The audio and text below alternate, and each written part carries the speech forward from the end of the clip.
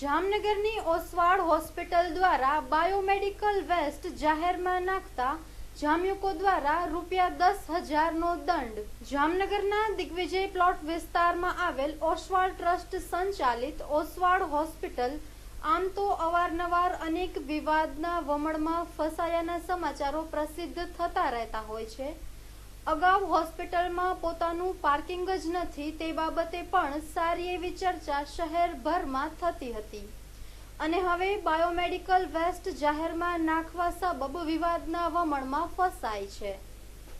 આજરોજ ઓસવાડ હોસ્પિટલ દ્વારા બાજુની જ ગલીમાં આવેલ મ્યુનિસિપલ કન્ટેનરમાં બાયોમેડિકલ વેસ્ટ નખાતા લોકોમાં હોબાળો મચી જવા પામ્યો હતો અને આ અંગે મહાનગરપાલિકાના આરોગ્ય તંત્રને જાણ કરવામાં આવતા આરોગ્યના સુપ્રિન્ટેન્ડન્ટ વૈદ્યની સૂચના અનુસાર ચેકિંગ હાથ ધરવામાં આવતા ચેકિંગ દરમિયાન કન્ટેનરમાં તેમજ હોસ્પિટલના પાર્કિંગમાં પણ વેસ્ટ બાયોમેડિકલનો નિકાલ કરવામાં આવ્યો હોવાનું બહાર આવ્યું હતું।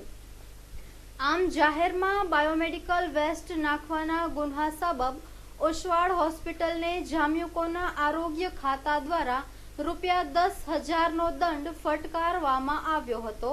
જામ્યુકોનું આકરું વલણ જોતા જાહેર માર્ગો પર રખાયેલા કન્ટેનરોમાં બાયોમેડિકલ વેસ્ટ નાખી લાલિયાવાડી ચલાવતા હોસ્પિટલના સત્તાવાળાઓએ બાહેંધરી આપી હતી કે ભવિષ્યમાં આ પ્રકારની બેદરકારી રાખવામાં નહીં આવે।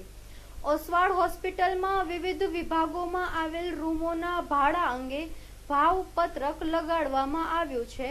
તેમાં દર્શાવેલા ભાવો સ્પેશિયલ રૂમનો નોન એસી નોન ટીવીના ₹700, સ્પેશિયલ રૂમ ટીવી સાથે ₹800, સ્પેશિયલ રૂમ એસી સાથે ₹900, સ્પેશિયલ રૂમ એસી અને ટીવી સાથે ₹1,000।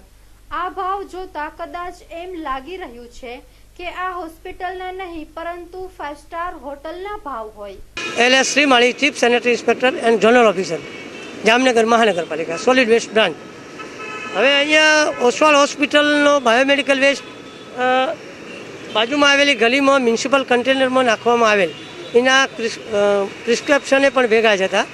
અમે ડૉક્ટરશ્રીને બોલાવીને રૂબરૂ બતાવ્યું, એમને સ્વીકાર્યું કે અમારા સુપર દ્વારા નાખવામાં આવેલું છે એવું સ્વીકારેલ છે અને એમને આ ન્યુસન્સ સબબ ₹10,000 એમનો ફાઇન કરવામાં આવેલો છે અને હવે ભવિષ્યમાં પણ આવો બાયોમેડિકલ વેસ્ટ જાહેરમાં નહીં નાખવામાં આવે એવી બાંહેધરી અને ખાતરી આપેલ છે અને અમે સ્થળ ઉપરનું રોજકામ કરી અને વહીવટી ચાર્જ ન્યુસન્સ ચાર્જ વસૂલાત કરવામાં આવેલ છે।